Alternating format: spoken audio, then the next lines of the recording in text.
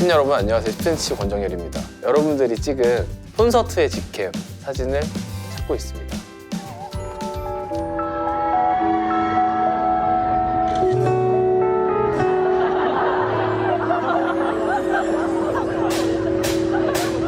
이거 세상에서 제일 비싼 난 구면 가수는 나고 관객은 너 하나 화려한 막이 이제 곧 올라가기 전에 아무것도 안 해도 돼 어제보다도 나은하게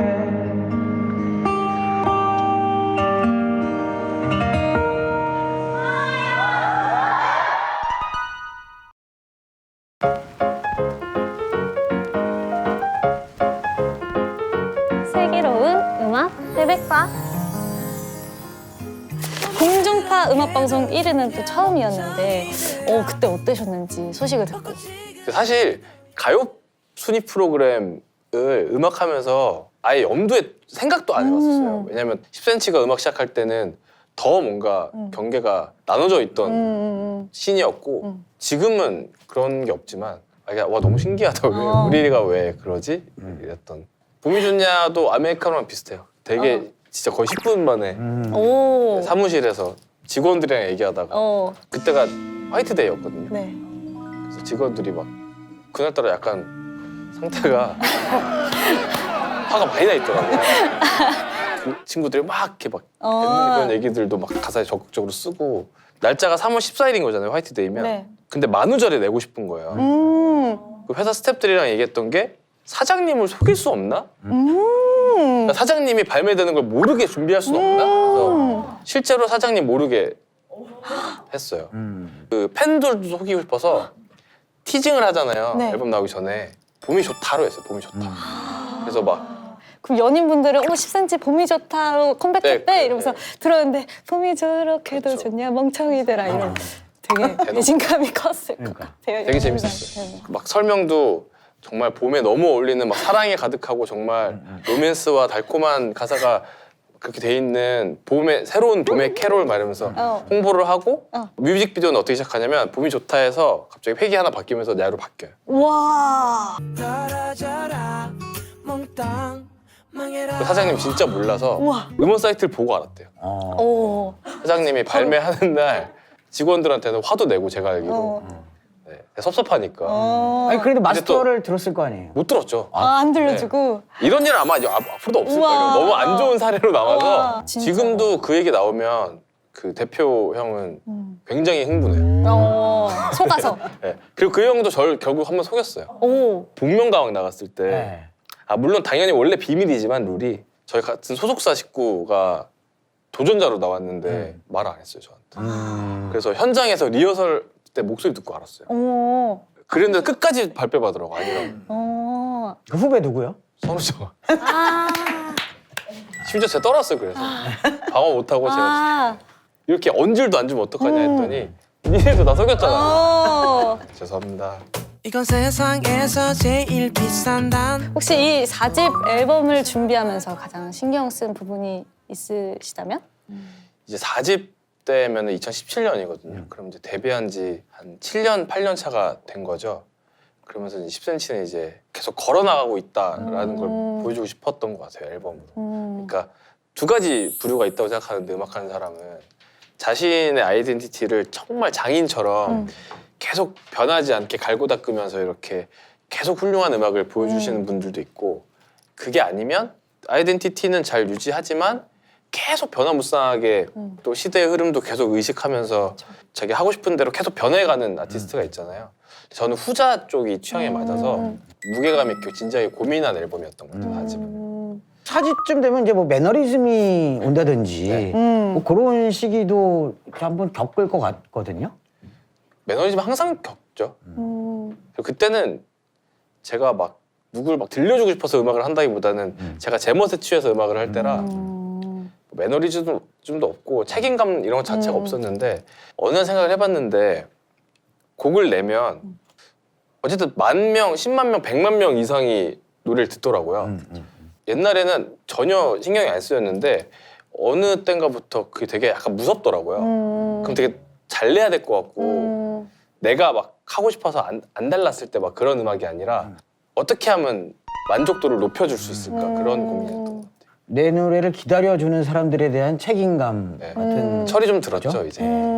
4집에는 약간 그런 마음이 좀 반영이 많이 된 것 같아요. 그래서 좀 더 위로가 될 수 있는 네. 그런 헬프라는 그렇죠. 것도 네.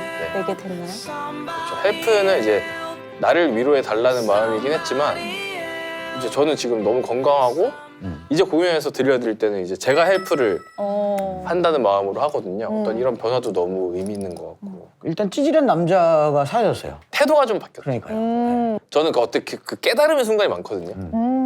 그러니까 무대도 그렇고 그래서 되게 갑자기 휙 잘 변하는 스타일이에요. 그러니까 기본적으로 원래 좀 이렇게 흡수를 잘하는 편이고 성격도. 노골적으로 난 찌질하니까 네. 뭐 이런 느낌은 4집부터 이제 확실히 좀 많이 네. 사라지고 책임 있는 뮤지션으로서의 자각을 네.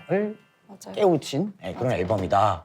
이렇게 볼 수가 있을 것 같아요. 아 정리 잘해주셔서 감사합니다. 그런데 이제 어쨌든 이제 콘서트가 최근에 다시 이슈가 되면서 네. 뭐 최준이랑도 콜라보도 하시고 네네. 커버들이 되게 많이 되고 있단 말이죠. 그 중에서 제일 잘했다. 원곡자가 뽑은 최고의 커버자. 궁금하다. 궁금하다. 소화하기 꽤 어렵거든요. 슈피스 노래가. 맞아요. 악동 뮤지션 이수연 씨가 어. 부른 라디오에서 부르신 버전이 있는데 그거는 진짜 너무 좋았던 것 같아요. 14시 노래는 멜로디가 생각보다 멜로딕하지 않거든요. 좀 리듬 위주가 많고 이렇게 그 멜로디가 이렇게 약간 짧게 이렇게 되게 좁게 모여 있는 게 특징인데 그거를 되게 드라마틱하게 표현해주셨던 것 같아요. 제가 커버를 하면 제 것도 봐주십니까? 제가 한 10만 뷰 정도 보지 않아요. 정렬 씨가 기타 치고 슬기 씨가 노래하고. 그럼 너무 영광이죠. 전 떨려서 못해요. 저는 파워업을 부른 적이 있는데요. 아 그래요? 네. 찾아볼게요. SNS 콘텐츠에 있어요. 아 진짜요? 보시는 게 좋을 것 같아요. 제가 볼게요. 네. 이 시간 끝나고 볼게요. 저는. 슬기로운 음악 태백과 본인이 이제 뮤지션으로서 터닝 포인트가 언제였는지 궁금합니다. 3집을 준비할 때쯤 붙였던 것 같아요. 그 10cm 초기에는 약간 저를 위해서 창작을 했었어요. 그 곡을 쓰는 제 자신이 제가 봤을 때 너무 멋있고 제가 동경했던 사람들과 좀 가까워지는 것 같은 느낌? 그리고 제가 거울을 봤을 때 내가 이렇게 멋있어 보이는 그게 목표였거든요. 음악을 하는. 그래서 음악을 좀 더 하다 보니까 어느 순간 딱 바뀌었어요. 아 이게 지금 내 안으로 이렇게 들어오는 게 아니라 내가 쓴 곡들이 밖으로 나가고 있는데 왜 난 자꾸 나만 봤을까? 그래서 아까 말씀드린 책임감 같은 것들이 이제 그때 처음 깨달은 거죠. 무대도 마찬가지예요. 옛날에 무대도 나는 내가 하고 싶은 대로 할 테니까 여러분이 저를 보세요. 약간 이런 거였다면 지금은 여러분이 보니까 제가 여기 좀 왔습니다. 이렇게 되는 건 거죠.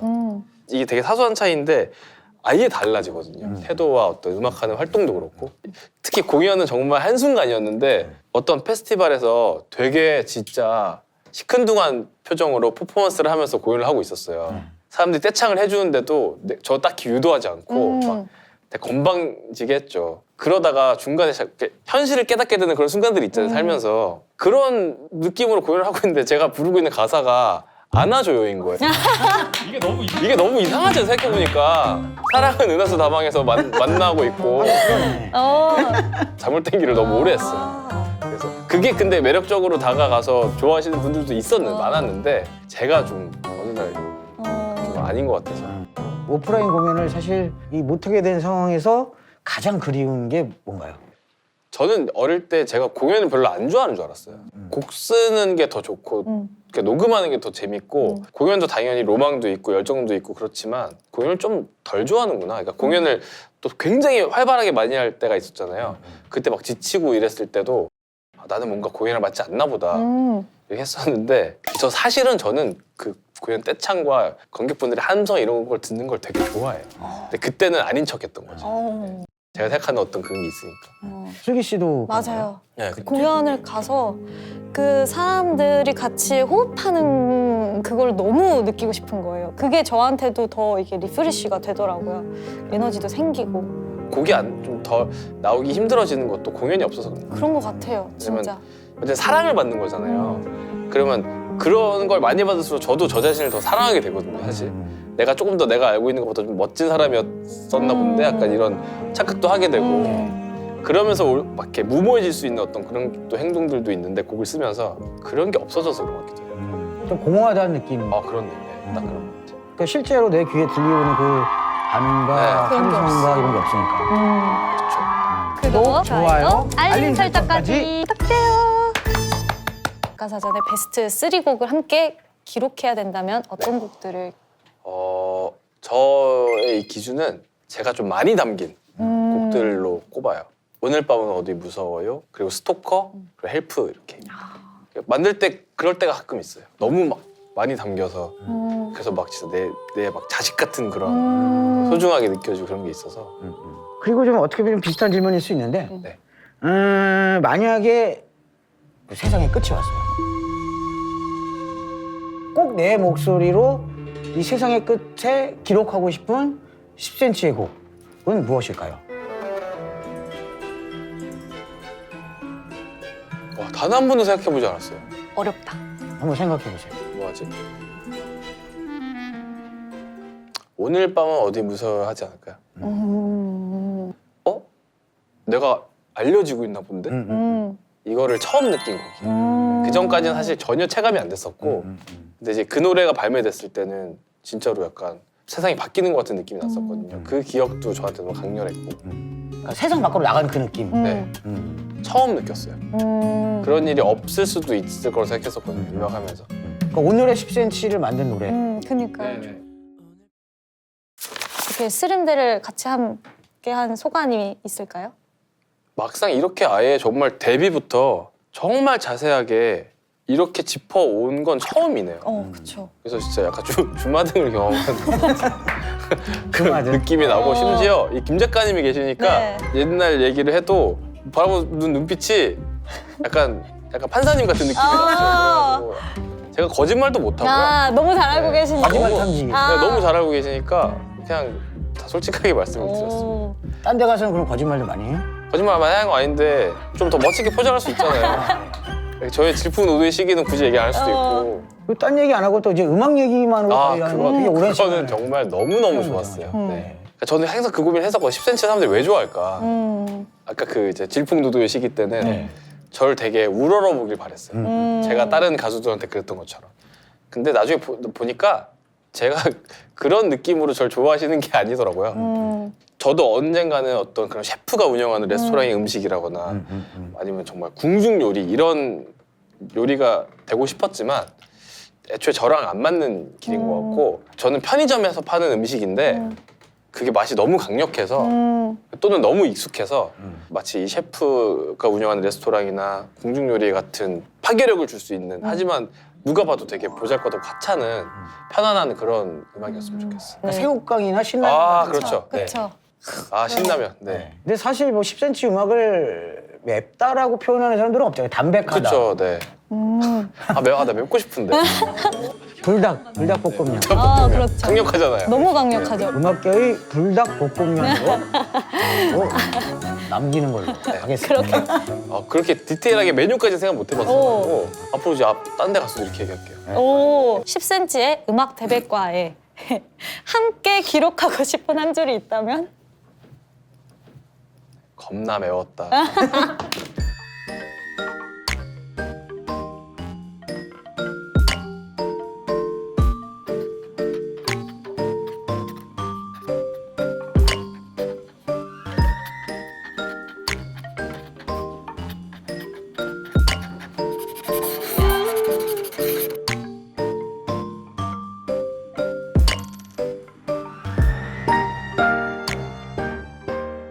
찍어서 하는 요즘 시대 똑같은 그런 거.